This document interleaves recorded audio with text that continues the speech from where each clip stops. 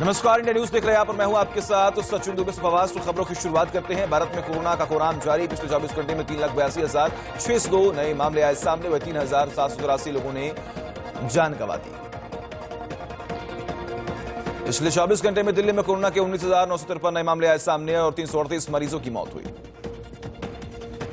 महाराष्ट्र में एक दिन में 51,880 नए मामले आए सामने और 891 मरीजों की मौत हुई। महाराष्ट्र में कोरोना मरीजों की संख्या 48 लाख के पार पहुंच गई है। अब तक कोरोना से 71,742 मरीजों की मौत हो गई है। उत्तर प्रदेश में 24 घंटे में 25,770 नए मामले आए सामने। 351 मरीजों की मौत हुई। कर्नाटक में पिछले 24 घंटे में कोरोना के 44,631 नए मामले आए सामने, तो वही 288 लोगों की मौत हुई। चंडीगढ़ में कोरोना के 780 नए मामले आए सामने। कुल मामलों की संख्या 45,976 हो गई। मध्य प्रदेश में 24 घंटे में 12,236 नए मामले आए सामने। यहां 24 घंटे में 98 की मौत हुई। गुजरात में 24 घंटे में कोरोना के 13,050 मामले आए सामने। वही 12,121 मरीज स्वस्थ हुए और 131 की मौत हुई। छत्तीसगढ़ में 24 घंटे में 15,785 नए मामले सामने आए। वही 210 मरीजों की मौत हुई। तमिलनाडु में 24 घंटे में कोरोना के 21,228 नए मामले आए सामने। वही 19,112 मरीज स्वस्थ हुए। राजस्थान में 24 घंटे में 16,974 नए मामले आए सामने। 14,144 मरीजों के ठीक होने की खबर और 154 मरीजों की मौत हुई। उड़ीसा में पिछले 24 घंटे में कोरोना के 8,216 नए मामले आए सामने, तो वही 24 घंटे में 15 की मौत हुई। हरियाणा में पिछले 24 घंटे में कोरोना के 12,786 नए मामले आए सामने, तो वही 153 लोगों की मौत हो गई। अमेरिका में पिछले 24 घंटे में 13,502 नए मामले आए सामने। वही 728 लोगों की मौत हो गई। फ्रांस में 24 घंटे में कोरोना के 24,731 नए मामले आए सामने। वही 24 घंटे में 247 की मौत हुई। ब्राजील में 24 घंटे में 65,524 नए मामले सामने आए। 2,759 की मौत हुई। स्पेन में 24 घंटे में कोरोना के 4,515 नए मामले सामने आए। वहीं 106 की मौत हुई। ममता बनर्जी आज राजभवन में मुख्यमंत्री पद की शपथ लेंगे। राज्य में कोरोना वायरस महामारी के फैलाव को देखते हुए शपथ ग्रहण समारोह को बेहद सादगी से आयोजित किया जाएगा। टीएमसी की तरफ से सिर्फ ममता बनर्जी शपथ ग्रहण लेंगी। उनकी कैबिनेट के अन्य मंत्री बाद में शपथ लेंगे। शपथ समारोह के लिए पूर्व मुख्यमंत्री बुद्धदेव भट्टाचार्य, अब्दुल मन्नान, बेमान बोस और बीजेपी अध्यक्ष दिलीप घोष को निमंत्रण भेजा गया। साथ ही सौरभ गांगुली को भी आमंत्रित किया गया। शपथ ग्रहण समारोह में ममता के भांजे अभिषेक बनर्जी, चुनावी रणनीतिकार प्रशांत किशोर और टीएमसी नेता फरियाद हाकिम भी मौके पर उपस्थित रहेंगे। पश्चिम बंगाल में जारी राजनीतिक हिंसा के बीच बीजेपी अध्यक्ष जेपी नड्डा बंगाल दौरे पर पहुंचे। यहां उन्होंने हिंसा पीड़ित बीजेपी कार्यकर्ताओं के परिवार वालों से मुलाकात की है। जेपी नड्डा ने तृणमूल कांग्रेस पर जोरदार हमला बोला। उन्होंने कहा कि आजाद भारत में चुनाव परिणाम के बाद उन्होंने पहले कभी भी ऐसी असहिष्णुता नहीं देखी थी। बंगाल में चुनावी नतीजे आने के बाद हिंसा का दौर जारी है। इस बीच पीएम मोदी ने बंगाल के राज्यपाल जगदीप धनखड़ से बात की है और हालात पर चिंता व्यक्त भी की है। बंगाल में हुए हिंसा को लेकर बीजेपी ने विरोध शुरू कर दिया है। आज बीजेपी की तरफ से देशव्यापी विरोध प्रदर्शन किया जाएगा। वहीं बीजेपी देश भर में धरना भी देगी। बिहार में कोरोना के बढ़ते मामलों के बीच नीतीश सरकार ने बड़ा फैसला लिया। बिहार सरकार ने कोरोना की रफ्तार पर ब्रेक लगाने के लिए राज्य में 15 मई तक संपूर्ण लॉकडाउन लगा दिया। दिल्ली हाईकोर्ट के राजधानी में हो रहे ऑक्सीजन संकट को लेकर केंद्र को कारण बताओ नोटिस जारी कर दिया गया। कोर्ट ने केंद्र सरकार से पूछा है कि उसके खिलाफ क्यों न अवमानना की जो कार्रवाई है वो शुरू की जाए। प्रियंका गांधी वाड्रा ने पीएम मोदी पर कड़ा वार किया। प्रियंका ने कहा कि देश कोरोना से जूझ रहा है, अस्पतालों में बेड नहीं है, ऑक्सीजन की कमी है। सरकार इन बातों पर ध्यान देने की बजाय पीएम मोदी के नए घर को बनाने में करोड़ों रुपए खर्च कर रही है। कांग्रेस नेता राहुल गांधी ने देश में लॉकडाउन लगाने की मांग की है। राहुल गांधी ने कहा है कि कोरोना संक्रमण की रफ्तार को रोकने का लॉकडाउन ही सिर्फ एक मात्र तरीका है। राहुल गांधी ने कहा कि कोरोना काल में समाज के कमजोर तबके के लिए न्याय की सुरक्षा दी जाए। भारत सरकार की निष्क्रियता कई निर्दोष लोगों की जान ले रही है। केजरीवाल सरकार ने बड़ा ऐलान किया। कोरोना काल में सरकार राशन कार्ड वालों को 2 महीने तक मुफ्त राशन देगी। इसके अलावा दिल्ली सरकार ऑटो टैक्सी वालों को 5-5 रुपए माफ कीजिएगा 5-5 हजार रुपए भी सहायता राशि देगी। पीएम नरेंद्र मोदी और ब्रिटेन के प्रधानमंत्री बोरिस जॉनसन ने वर्चुअल सिस्टम समिट में हिस्सा लिया। समिट में दोनों नेताओं के बीच कोरोना संक्रमण को लेकर वार्ता हुई है। समिट के दौरान एक रोड मैप 2030 भी लॉन्च किया गया, जो अगले 10 सालों में भारत ब्रिटेन के सहयोग को और ज्यादा बढ़ाने में मदद करेगा। मराठा आरक्षण पर आज सुप्रीम कोर्ट आज अपना फैसला सुनाएगा। मराठा कानून के तहत महाराष्ट्र में नौकरियों और शिक्षण संस्थानों में प्रवेश में मराठा कोटा दिए जाने का प्रावधान है, जिस पर सुप्रीम कोर्ट ने सुनवाई के दौरान रोक लगा दी थी। जम्मू कश्मीर के सोपोर में सुरक्षा बलों को बड़ी कामयाबी मिली है। सुरक्षा बलों ने मुठभेड़ में 2 आतंकियों को मार गिराया है। हिमाचल प्रदेश के चंबा में बादल फट गया, जिससे वहां मूसलाधार बारिश हुई और बाढ़ की स्थिति हो गई। सड़कों के साथ ही कई घर क्षतिग्रस्त भी हो गए। वाराणसी में पंचायत चुनाव के नतीजे आने के बाद चुनाव आयोग के आदेश की जमकर धज्जियां उड़ाई गई।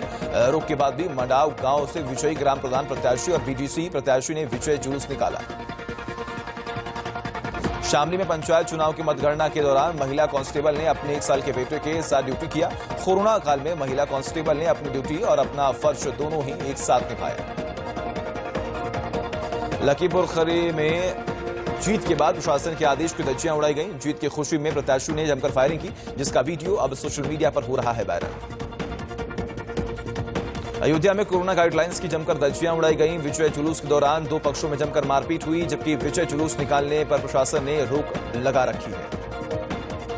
कानपुर में चुनावी रंजिश में पूर्व प्रधान ने लगातार 6 राउंड फायरिंग की। मारपीट और फायरिंग में आधा दर्जन से भी ज्यादा लोग गंभीर रूप से घायल हुए। सिद्धार्थनगर के एमसीएच विंग के आइसोलेशन वार्ड में ऑक्सीजन की किल्लत में 4 मरीजों की मौत हो गई। मरीजों की मौत के बाद परिजनों ने जमकर हंगामा काटा। फिरोजाबाद में कोरोना पेशेंट की मौत होने के बाद परिजनों ने जमकर हंगामा किया और अस्पताल प्रशासन पर लापरवाही का आरोप भी लगाया।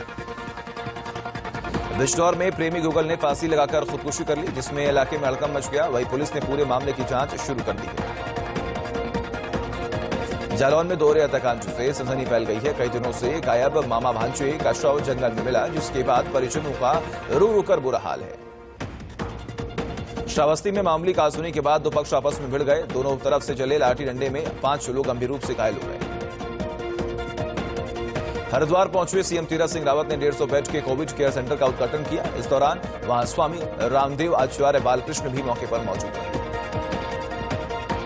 कोरोना महामारी के बीच लोग एक दूसरे की खूब मदद कर रहे हैं। एक वीडियो कांग्रेस विधायक अमीन कागजी का वायरल हो रहा है, जिसमें वे एक महिला का अंतिम संस्कार कराते हुए भी नजर आ रहे हैं। मैक्सिको सिटी में एक पुल क्षतिग्रस्त होकर गिर गया। इस दौरान पुल के ऊपर से मेट्रो ट्रेन गुजर रही थी। इसमें 20 लोगों की मौत और 49 लोग घायल हो गए। माइक्रोसॉफ्ट के फाउंडर बिल गेट्स और उनकी पत्नी मिलिंडा ने एक दूसरे से अलग होने का ऐलान कर दिया है। दोनों ने शादी के 27 साल बाद तलाक की घोषणा की है। कोरोना वायरस की दूसरी लहर के बीच कई देशों से राहत भरी खबर सामने आई है। यूरोप से लेकर अमेरिका तक रेस्टोरेंट बार खुलने लगे हैं। सड़कों पर अब पहले जैसी चहल पहल है। पाकिस्तान में एक दर्दनाक सड़क हादसा हुआ। लाहौर से खैबर पख्तून जा रही थी रफ्तार बस पलट गई, जिसमें 13 यात्रियों की मौत हो गई, जबकि 25 यात्री गंभीर रूप से घायल हो गए। जर्मनी पुलिस ने दुनिया के सबसे बड़े चाइल्ड पोर्नोग्राफी प्लेटफॉर्म में से एक को पकड़ लिया है। पुलिस ने एक चाइल्ड पोर्नोग्राफी प्लेटफॉर्म को सील कर दिया है, साथ ही 3 लोगों को गिरफ्तार भी कर लिया है। सीरम इंस्टीट्यूट यूके में अपना वैक्सीन व्यापार बढ़ाने और एक नया सेल्स ऑफिस स्थापित करने के लिए 2460 करोड़ का निवेश करेगा। यह भारत यूके के बीच हुए 10,246 करोड़ के व्यापारिक समझौते का हिस्सा है। अमेरिकी दवा विनिर्माता कंपनी फाइजर अपने वितरण केंद्रों से करीब 510 करोड़ की दवाएं भारत के लिए बेच रही है। कंपनी के सीईओ अल्बर्ट बोर्ला ने कहा कि हम भारत में कोविड-19 के हालात से चिंतित हैं। एयर इंडिया के पायलटों ने टीकाकरण में प्राथमिकता दिए जाने की मांग की है। एयर इंडिया के पायलटों ने वैक्सीनेशन कैंप नहीं बनाए जाने पर काम बंद करने की धमकी भी दी है। माइक्रोसॉफ्ट कॉर्प ने यहां इंक को खरीदने के लिए $44.6 बिलियन का ऑफर किया है, जिस पर याहू ने कहा है कि उसका बोर्ड इस ऑफर पर विचार कर रहा है। माइक्रोसॉफ्ट के इस ऑफर पे गूगल की चिंता बढ़ा दी गई है। वॉरेन बफेट ने अपने उत्तराधिकारी को लेकर वर्षों से चली आ रही अटकलों पर विराम लगा दिया है। बफेट ने कहा कि अगर उन्होंने कंपनी का कार्यभार छोड़ दिया तो ग्रेग एबेल उनका स्थान लेंगे। आईसीआईसीआई बैंक पर एक बार फिर आरबीआई ने बड़ा जुर्माना लगाया है। आरबीआई के दिशा निर्देशों के उल्लंघन पर आईसीआईसीआई बैंक पर 3 करोड़ रुपए का जुर्माना लगा है। कोरोना की वजह से बीसीसीआई ने आईपीएल 2021 को अनिश्चितकाल के लिए स्थगित कर दिया है। केकेआर, दिल्ली, हैदराबाद सहित कई टीमों के खिलाड़ियों के कोरोना संक्रमित होने के बाद यह फैसला लिया गया है। आईपीएल स्थगित होने के बाद ऑस्ट्रेलियाई खिलाड़ी, कोच और स्पोर्ट स्टाफ मालदीव जाकर अपने देश रवाना हो सकते हैं। कोरोना के बढ़ते मामलों के कारण ऑस्ट्रेलिया ने 15 मई तक भारत पर सख्त यात्रा प्रतिबंध लगाया है। बीसीसीआई ने द 100 के पहले सत्र में शामिल होने के लिए अपनी 4 महिला खिलाड़ियों को एनओसी दिया है। बीसीसीआई पहले ही इंग्लैंड और वेल्स क्रिकेट कोच को एनओसी भेज चुका है। दीपिका पादुकोण की कोरोना रिपोर्ट पॉजिटिव आई है। दीपिका की माता पिता और बहन पहले से ही कोरोना संक्रमित हैं। ट्विटर ने अभिनेत्री कंगना रनौत का अकाउंट स्थायी रूप से बंद कर दिया है। कंगना ने ट्वीट कर बंगाल की मुख्यमंत्री ममता बनर्जी के लिए आपत्तिजनक शब्द का इस्तेमाल किया था। बिग बॉस 14 से लाइमलाइट में आए निक्की तंबोली के भाई का कोरोना से निधन हो गया। जितेन कुछ दिन पहले ही कोरोना संक्रमित पाए गए थे और अस्पताल में भर्ती थे। तमिल तेलुगु फिल्मों की एक्ट्रेस पिया वाजपेयी के भाई का कोरोना संक्रमण से निधन हो गया। अभिनेत्री उपासना सिंह पर कोविड-19 संबंधित नियमों का उल्लंघन करने पर पंजाब के मोरिंडा में केस दर्ज हुआ है। प्रतिबंधों के बावजूद उपासना पर फिल्म की शूटिंग करने का आरोप है।